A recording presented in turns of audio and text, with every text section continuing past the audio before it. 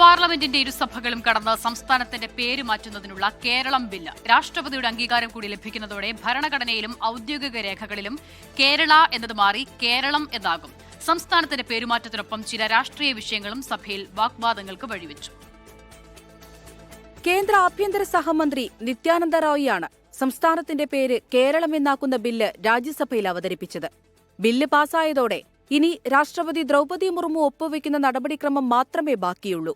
ഇതോടെ ഔദ്യോഗിക രേഖകളിൽ കേരള എന്നത് കേരളം എന്നാകും. ബില്ലിന്മേലുള്ള ചർച്ചയിൽ കേരളത്തിൽ നിന്നുള്ള എംപിമാരായ Jebi Mather, C Sadanandan, P Santhosh Kumar, doctor V Sivadasan, A Rahim എന്നിവർ മലയാളത്തിൽ സംസാരിച്ചു. പേരുമാറ്റത്തിനൊപ്പം കേരളത്തിന്റെ ആവശ്യങ്ങൾ കൂടി കേന്ദ്ര സർക്കാർ പരിഗണിക്കണമെന്ന് പി സന്തോഷ് കുമാർ ആവശ്യപ്പെട്ടു. നാമത്തിന്റെ മാറ്റമുണ്ടായി, പേരിനകത്തൊരു മാറ്റമുണ്ടായി എന്നതിലുപരിയായി മലയാളികളുടെ ജനുവിനായ ആവശ്യങ്ങളോടുകൂടി അങ്ങനെ ഒരു ഗവൺമെന്റ് പ്രതികരിക്കുന്നു എന്നതാണ് ഏറ്റവും പ്രധാനപ്പെട്ട കാര്യം. ആവശ്യങ്ങളോട് പ്രതികരിക്കും എന്ന് ഞാൻ വിചാരിക്കുന്നു. എന്നാൽ പ്രതിപക്ഷ എംപിമാരുടെ ആരോപണം തെറ്റെന്ന് കേന്ദ്രമന്ത്രി സുരേഷ് ഗോപി. കേരളത്തിന്റെ വികസന കാര്യത്തിൽ നരേന്ദ്രമോദി കേരളത്തെയും മലയാളികളെയും വാരി പുണരുക മാത്രമാണ് ചെയ്തിട്ടുള്ളത്. ഞാൻ പലപ്പോഴും പറഞ്ഞിട്ടുണ്ട്, സ്വന്തം മൂക്കിന് താഴെ നടക്കുന്നത് ശ്രദ്ധിക്കുന്നത് നന്നായിരിക്കും. പേരുമാറ്റ ചർച്ച കടുത്ത രാഷ്ട്രീയ വാഗ്വാദങ്ങൾക്കും വഴിവെച്ചു.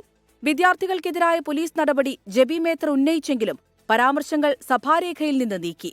ക്വിസ് മത്സരത്തിൽ സവർക്കറെ പ്രശംസിക്കുന്ന ചോദ്യം വന്നതിന് കാസർഗോഡ് അധ്യാപകനെ സസ്പെൻഡ് ചെയ്ത വിഷയം ബിജെപി അംഗം സി സദാനന്ദൻ ഉന്നയിച്ചു. കേരള സ്റ്റോറിയെപ്പറ്റിയുള്ള ബിജെപി അംഗം സുധാൻഷു ത്രിവേദിയുടെ വാക്കുകളും സഭയിൽ ബഹളത്തിനിടയാക്കി.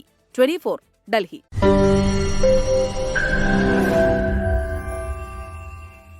ലോകത്തെവിടെയായാലും ഏത് സമയത്തും 24 വാർത്തകളും ഓഗ്മെന്റഡ് റിയാലിറ്റി പാക്കേജുകളും എക്സ്പ്ലെയിനറുകളും വിശദമായി കാണാൻ ഞങ്ങളുടെ യൂട്യൂബ് ചാനൽ നിങ്ങൾക്ക് സബ്സ്ക്രൈബ് ചെയ്യാം.